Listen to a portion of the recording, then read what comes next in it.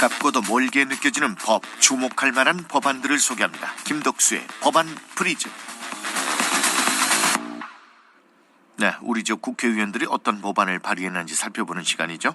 김덕수 전 국무총리 정무기획비서관 스튜디오에 나와 계십니다. 어서 오십시오. 안녕하세요, 김덕수입니다. 예, 새해 복 많이 받으십시오.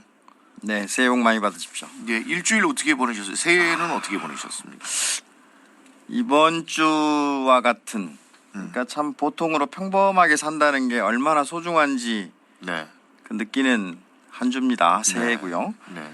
1일 날 아침에 저는 그 나주문화예술회관에 마련된 여객기 참사 분향소에서 그 희생자분들을 위로하는 참배를 드리고 네, 올해를 시작했습니다. 예. 딱 세월호 참사가 10년 전에 있었지 않습니까? 딱 10주기예요. 그때 다시는 이런 참사가 되풀이되지 않도록 하자, 국가의 책무를 하자 했는데 또 이런 일이 생겼습니다. 안타깝습니다. 네, 그리고 이제 그 참배 전에 나주 삼포면 산제리에 있는 식산이라는 곳에서 새해를 봤습니다. 네, 이 식산은 의미가 있어요. 식산. 네. 나주의 남평읍, 삼포면, 다도면에 접해 있고 높이가 한 290m 정도 되는데 아침에 운동하기 딱 좋은 정도의 산인데 예, 원래 이게 이제 칡이 많이 나서 칡산이다 이렇게 부르기도 했고 예. 이게 이제 밥 식자 쓰는데 인근에 굶는 사람이 없을 정도로 풍요로운 그런 의미를 갖고 있는 산이랍니다. 설마 했는데 진짜 밥식을 써서 밥식자, 식사입니까? 그래서 정상에 올라가면 왼쪽으로 무등산이 훤히 보이고요. 그리고 오른쪽에 이제 나주호가 있어서 봄 가을로는 안개가 상당히 장관을 이루는. 그래서 이제 일일 아침에 구름 한 점 없는 정말 구름 한 점 없더라고요. 네. 붉은 해를 맞았는데 해마다 이제 대부분의 지자체가 그러지만 나주도 금성산, 가야산, 구수봉, 식산 등에서 각 읍면 동별로 해맞이 행사를 하고 떡국을 나누면서 덕담을 주고받는 네, 네. 그런 들뜬 분위기로 새해를 맞았는데 올해는 뭐 모든 행사를 다 취소하지 않았습니까? 그러니까요. 네, 그래서 네. 여도 분위기 속에서 진행을 했는데 그래서 저는 이제 그 산제 마을 어르신 한 분이 그 전날 뵀는데 네. 우리 마을 회관에서 떡국 쓰니까 와서 먹고 가서 그래서 이제 갔습니다. 네, 네. 근데 그 다음 날 참사가 발생을 해서 예. 이 떡국 행사는 취소를 하고 그냥 조용히 산행만 하자 하고 올라갔는데 마침 정상에서 그 인근에서 식당하는 후배가 예.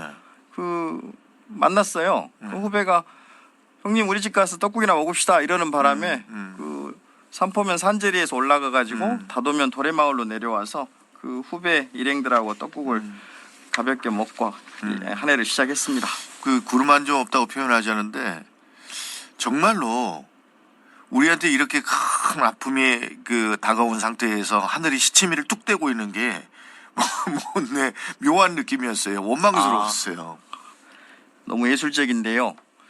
그 붉은 기운이 그 제가 세월호 말씀을 드렸는데 그런 책임을 좀 갖게 하더라고요. 네, 아주 네. 무한한 책임 그런 느낌을 저는 받았습니다. 네. 저는 이 참사가 이제 자꾸 되풀이되는데 그 관련된 책임자에 대한 문제들 그 관여됐던 사람들에 대한 책임이 그걸 좀 명확하게 해줬어야 다시는 되풀이되지 않아요. 그래야죠. 문화가 바뀌질 않아요. 그냥 그때뿐이고 다시 뭐 언제 그랬냐는 듯 이런 그런 데서 보면은 좀 안타깝지만 그 관련 책임자들에 대한 그 책임 규명 그것도 좀 명확히 해야 된다. 지금은 그런 우선은 생각입니다. 상황을 수습하고 우리 유가족들을 그 다독이고 예, 그렇죠. 그리고 나서 지금 말씀하신 부분들은 철저하게 규명돼야 되겠습니다. 네. 자, 오늘 첫 번째로 소개해 주실 법안은 어떤 법안일까요? 광산갑의 박균택 의원이 대표 발의한 헌법재판소법 개정안입니다. 예. 헌법재판소 최근에 이제 가장 큰 이슈죠. 예, 예. 이 개정안 내용은 그 헌법재판관에 대한 대통령의 임명권을 네. 국회가 선출하거나 대법원장이 지명하면 즉시 해라. 거부하지 못하도록 하자는 거죠. 지금은 어떻게 돼 있어요? 지금은 현행 법도 법대로 하면 예. 그 대통령이 임명한다예요. 예. 뭐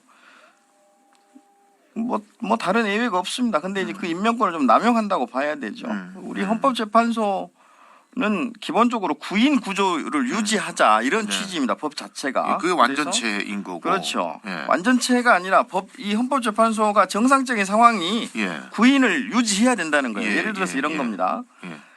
심판 정족수 규정을 보면 재판부는 7명 이상의 재판관이 출석해서 심리를 시작하고 예. 그 탄핵 결정 등의 경우는 6명 이상을 규정을 하고 보통의 일반적인 의사결정은 과반 출석, 예. 과반 찬성 이런 게 일반인데 네, 네, 네. 현재는 대부분 이렇게 돼 있습니다. 그리고 임기가 만료가 되거나 정년이 되면 그 전에 후임자를 임명하도록 하고 있어요. 예. 그러니까 항상 구인을 유지하도록 하고 있습니다. 그런데 뭐 최근에 이제 논란이 되고 있죠. 대통령 권한 대행이 그 임명 권한을 행사를 거부하면서 또다시 탄핵이 되고 하지 않았습니까? 그래서 이게 좀 불행한 헌정사가 지금 진행이 되고 있는 거죠, 현재도. 네. 그리고 많은 국민들이 우려하지만 4월에 또 2인의 재판관이 퇴임하게 돼 있지 않습니까? 임기가 만료돼서.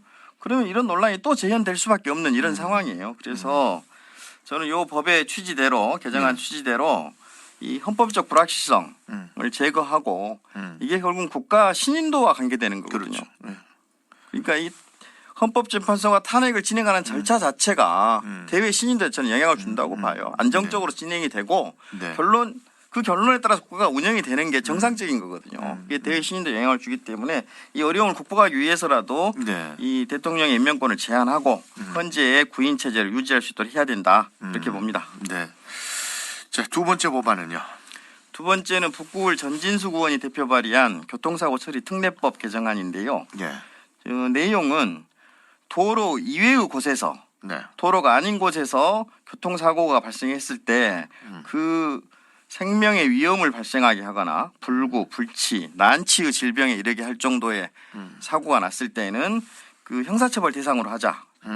이런 내용인데 현행법에는 교통사고 중에 뭐 업무상 과실치상, 중과실치상 또는 운전자의 부주의 뭐 이렇게 좀 경미한 소위 12대 중과실 사고라고 하잖아요. 그러지 아니한 경우에는 피해자의 명시적인 의사에 반하여 공소를 제기할 수 없다 이렇게 되어 있습니다. 소위 그 반의사 불벌죄라는 거죠. 네, 네. 이렇게 규정한 취지는 이게 꼭 그 처벌을 하는 데 목적을 두는 게 아니라 교통사고를 줄이고 사범을 범죄자를 줄이자 네, 네. 이런 취지로 한 건데 예. 우리 12대 중과실 뭐 잘 아시겠죠. 신호위반, 뭐 중앙선 침범, 네. 과속, 뭐 무면허 음주 이런 경우에는 그 형사처벌을 받아요. 소를 제기해서. 그런데 그렇죠. 예. 예. 그런데 이제 이 그 전진수 의원이 제안한 개정안은 그 아파트 단지 그렇죠. 장소의 문제 그렇죠. 아니겠어요? 뭐 주차장, 학교. 도로 외의 곳이라고 예, 했으니까. 여기는 도로 외라는 거죠. 지금까지는 아파트 주차장에서 일어난 사고는 도로교통법의 제한을 받지 않았다는 그렇죠. 거죠. 예. 그래서 예. 사망 사고가 나더라도 이 서로 합의해 버리면 형사처벌을 면하는데 그 형사처벌 대상으로 하자는 건데 삼성화재가 이제 교통사고를 그 153만 건의 교통사고를 분석해 보니까 예. 이 교통사고 중에 16%가 이 도로 외 구역에서 발생을 했어요.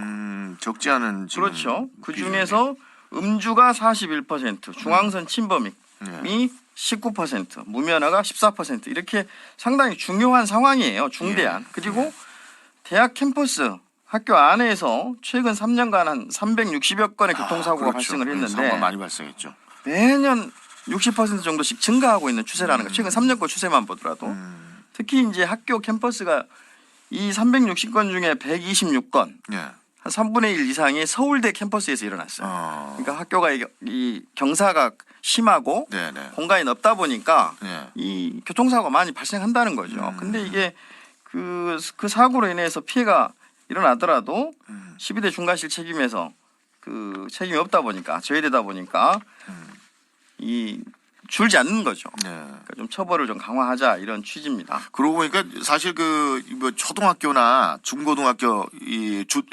운동장 네네네. 이제 도로 위의 곳으로 그렇습니다. 저희가 알고 있었는데 조선대학교나 전남대학교의 도로는 어떻게 됩니까? 마찬가지입니다. 거기도 마찬가지입니까? 도로인데 차선도 있고 하지 않습니까? 그렇죠. 근데 거기는 요 해당하는 도로 외 구역. 으로 지금까지 그렇습니다. 됐었다는 예, 얘기죠. 그렇습니다. 예. 맞아요. 그 생각을 또 안 해봤는데 네. 학교 운동장 학교 내 시설이기 때문에 그렇습니다. 예. 근데 사고 발생 위험률이 굉장히 높기도 하잖아요, 실제로. 매년 증가하고 있고. 예, 예. 예.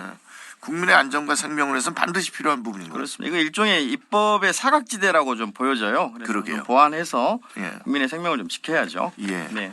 자, 마지막 세 번째 법안 어떤 법안입니까? 여기도 자동차 관련된 건데요. 예. 고흥, 보성, 장흥, 강진, 문금주 의원이 대표 발의한 자동차 관리법 개정안입니다. 네. 이거는 뭐 자동차 제조사가 전기차 배터리의 모델 및 제조사 정보를 공개하고 재제조된 배터리는 사용 이력을 공개하도록 하자. 그래서 최근에 전기차 화재로 많이 불안해하지 않습니까? 네. 그런 국민 불안을 해소하고 소비자의 알 권리를 증진하자 이런 취지로 낸 법안입니다. 재제조된 배터리라는 거는 뭐 중고 배터리를 얘기하는 거죠. 그렇죠. 소위 사용 후 배터리라는 거죠. 다시 사용하는 건데 네. 한번 쓴 걸 다시 쓸 수 있도록 하자는 건데 타이어로 치자면 재생 타이어 같은 거죠. 예. 그래서 작년 7월에 정부가 경제관계 장관 회의를 통해서 사용 후 배터리 산업 육성을 위한 법, 제도, 인프라 구축 방안을 발표를 했어요. 예.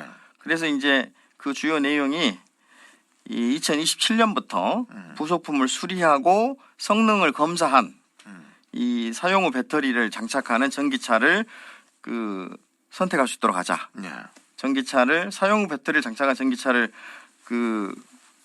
시판하면서 함으로써 가격을 좀 낮추자. 새 배터리 쓴 것보다 그래서 그 전기차 시장을 좀 확대하자 이런 취지인데 현재 이제 전기차들이 많이 늘어나고 있는데 이 배터리 수명이 한 8년에서 10년 정도 된다고 그래요. 네. 그래서 이제 2030년부터 이 전기차 폐차 대수가 늘어나는 거죠. 급격히 늘어나고 2040년이면 한 4,300만 대가 전 세계적으로 이렇게 되고 이 시장 규모로는 2천억 달러를 넘어선다. 그래서 우리 돈 한 300조 이상이 될 거다.